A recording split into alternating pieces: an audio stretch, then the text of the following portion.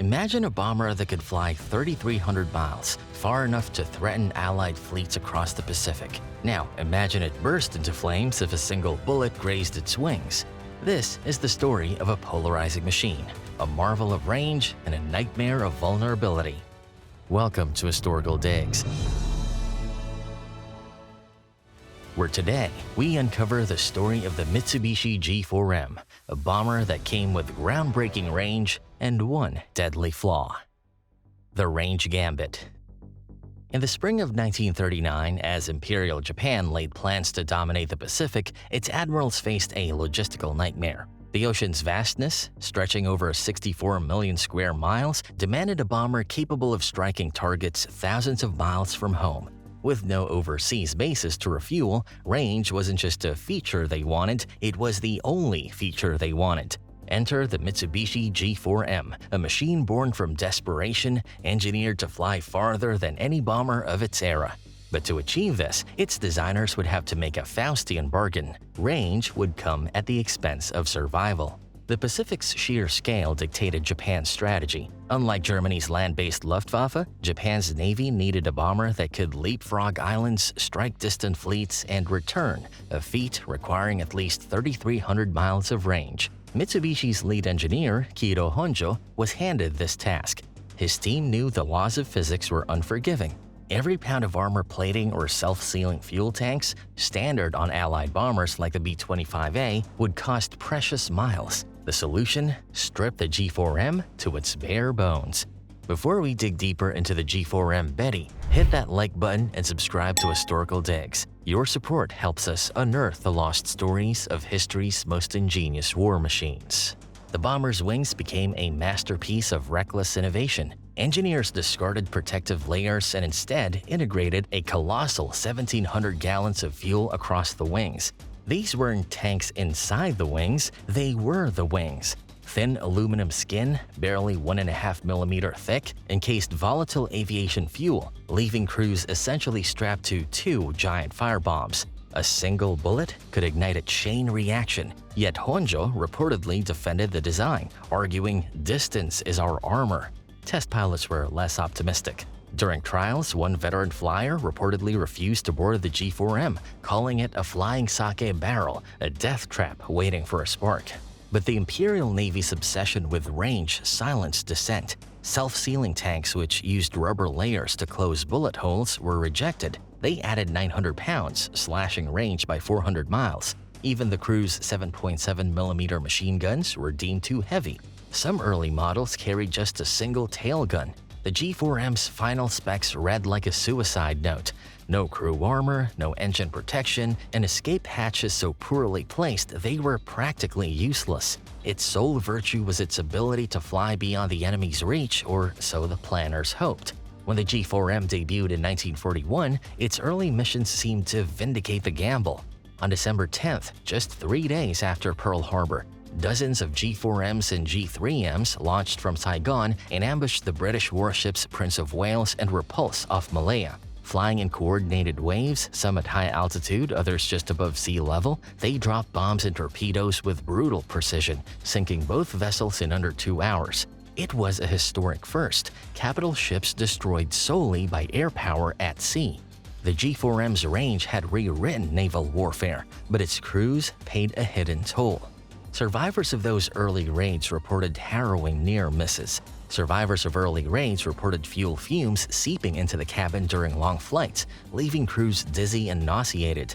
Yet the Navy, emboldened by the success, doubled down. By 1942, G4Ms were raiding Darwin, the Philippines, and even Guadalcanal, each mission stretching their limits. Allied pilots quickly noticed the bomber's fatal flaw. During the Battle of Midway, a U.S. Wildcat pilot described the G4M erupting like a paper lantern hit by a flare after a single 50 caliber round pierced its wing.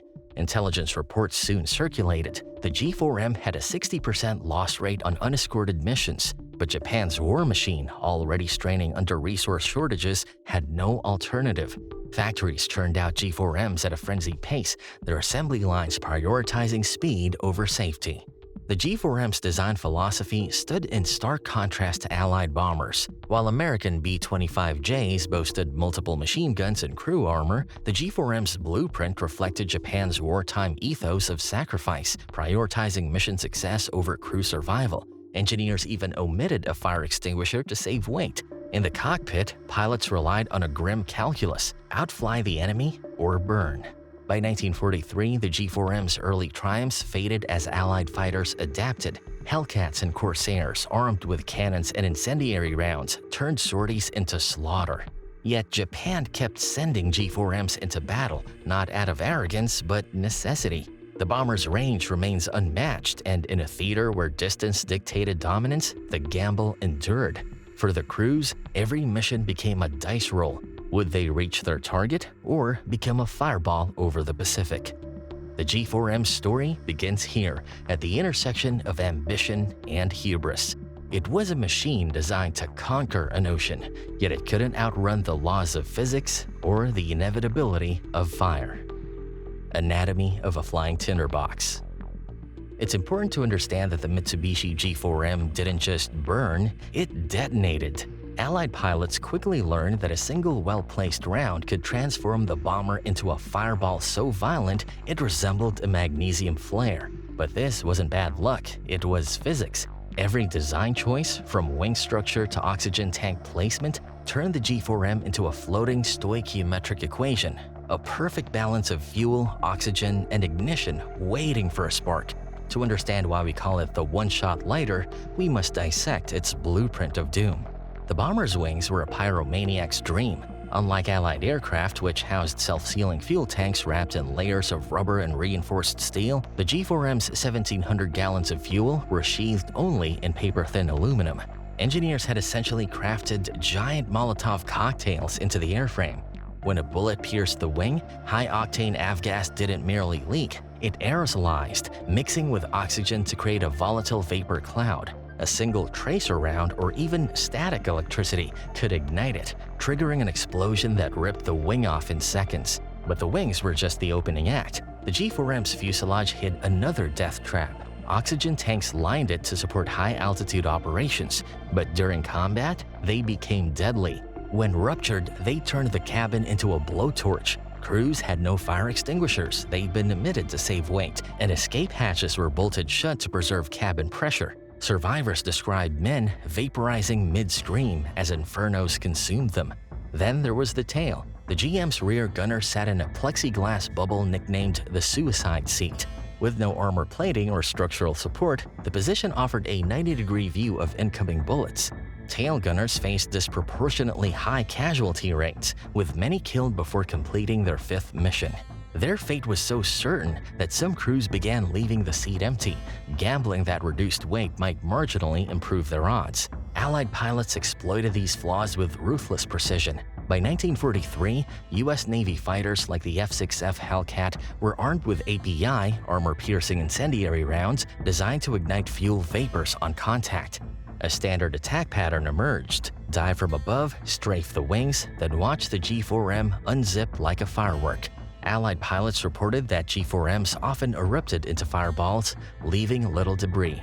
Japan's own pilots knew the risks. Veteran navigator Kenji Matsumura kept a diary detailing his 1942 raids over Guadalcanal. In one entry, he described a wingman's G4M catching fire after a near miss from anti-aircraft flak. The tank fuel erupted, and within 3 breaths, the plane was a skeleton. No parachutes, no debris, just ash falling like black snow. Mechanics added makeshift fixes: cotton rags soaked in fire retardant stuffed between fuel lines, but these were band-aids on a bullet wound. The G4M's flammability wasn't an oversight, it was a calculated risk. Mitsubishi engineers had warned the Navy about the design's vulnerability in 1940, but the response was unequivocal: range above all. Even when the Allies introduced radar-guided interception, Japan refused to retrofit the G4M with armor. Crews became collateral in a strategy that prioritized symbolism over survival. By 1944, the G4M's reputation preceded it. Newly drafted airmen reportedly drew straws to avoid assignment to G4M units. Those who couldn't escape developed superstitions: never photograph the plane before a mission, never utter the word fire. Yet the bomber's grim tally kept climbing.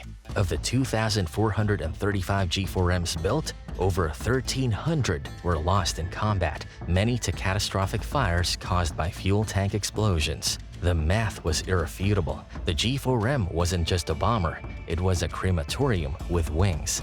The tragedy, however, lay in its duality. The same design that made it flammable also made it formidable. The G4M's long-range strikes forced Allied fleets to spread thin, buying Japan time in a war it was losing. But for the men inside, victory and oblivion were separated by a spark, a line so fine it vanished in the heat of battle. Desperatenesss Blueprint. By 1943, Japan's war planners faced a grim reality. The G4M was a death trap, but abandoning it would mean surrender. The bomber had become a symbol of strategic entrapment, its flaws magnified by a collapsing war economy.